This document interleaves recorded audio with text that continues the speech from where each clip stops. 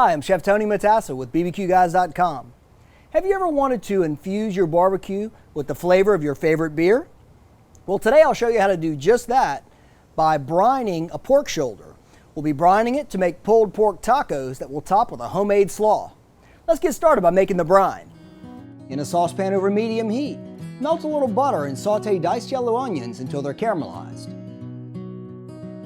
Now pour in 16 ounces of water, juice a fresh orange, and go ahead and throw the peel in because it'll infuse some great citrus flavors. Now add in 6 bay leaves, followed by the fresh juice and peel of 1 lemon. I think IPA has some grapefruit flavor similarities, so the lemon and orange will complement the citrus notes in the beer. Here I have some fresh chopped sage and rosemary. For a spicy kick, I like to add in some fresh cracked black pepper and white pepper. And now for the key components of any brine: granulated sugar and kosher salt. I also like to add in a little honey to my brine. Stir everything around until the sugar and salt dissolves. Then turn off your burner. Now you can add in the second 16 ounces of water, preferably cold, so that the brine cools down faster. Now to complete this brine, grab 5 cans of your favorite IPA. Today I'm using Tin Roof Juke Joint from a local Baton Rouge brewery.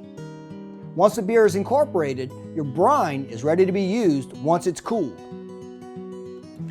Now we'll just set the pork shoulder in the brine.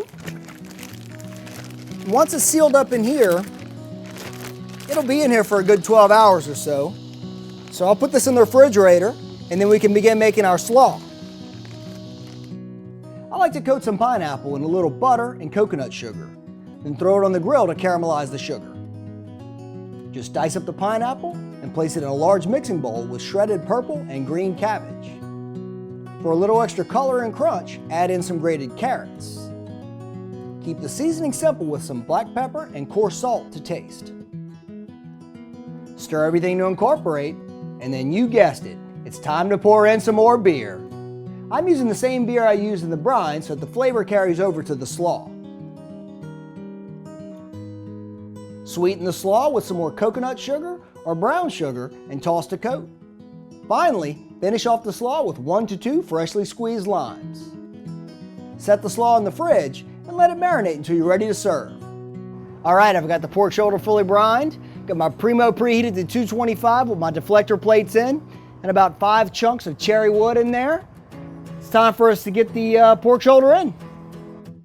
We'll check back in about 3 hours.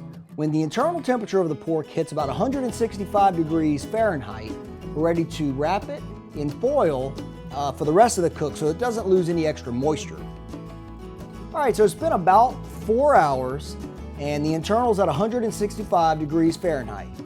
I'm going to remove it and wrap with a layer of parchment paper and then double wrap with heavy-duty tin foil. Once double wrapped, return it to the grill and let it cruise at about 225 degrees until the internal temperature of the roast hits 190 degrees Fahrenheit. Our pork shoulder just hit 190. I'll remove it, and this is the toughest part. You have to let it rest for about 30 minutes before pulling. After resting, begin by unwrapping. Be very careful, it should still be extremely hot. It's almost time to dig in. Oh wow, look at all those juices. This is exactly what you want to see. When the bone pulls out clean like this, you know it's going to be tender. The pork is still extremely hot, so I'm going to use some bear claws to shred it easier. This is going to taste great. The hardest part is waiting to assemble the tacos. I want to dive in right now. Once shredded, pour in some barbecue sauce. This is my homemade Amber Ale BBQ sauce. I'll post a link to that recipe if you want to use it. I used Amber Ale from the Tin Roof Brewery. Here's a local Baton Rouge brewery. Making your own barbecue sauce is the perfect way to finish a dish like this one. And now to finish everything off, I think we'll pour a fresh brew. And here's how it looks plated. Let's dig in.